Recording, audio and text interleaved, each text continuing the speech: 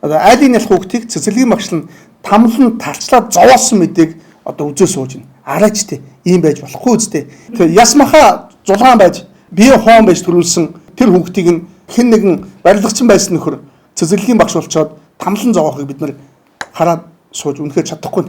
Одоо тэр багшид маш түргэн эргүүл гүйсгээд ялгцаан татаад шүүхээр нь оруулаад ялын нөгөөд явуулах хэрэгтэй байхгүй. Манай эргүүлэнд хүүхдэд хэлцгээ харилцах гэдэг зүйл ингээ байгаа штэ. Тэр дундаа багш сургууль хүмүүжүүлэгч энэ гэмтэргийг өгүүлдэх юм бол хөндрүүлэхээр заагдсан байхгүй юу? Яаж бодсон гэхэд тэр эрүүл хүн биш байхгүй юу?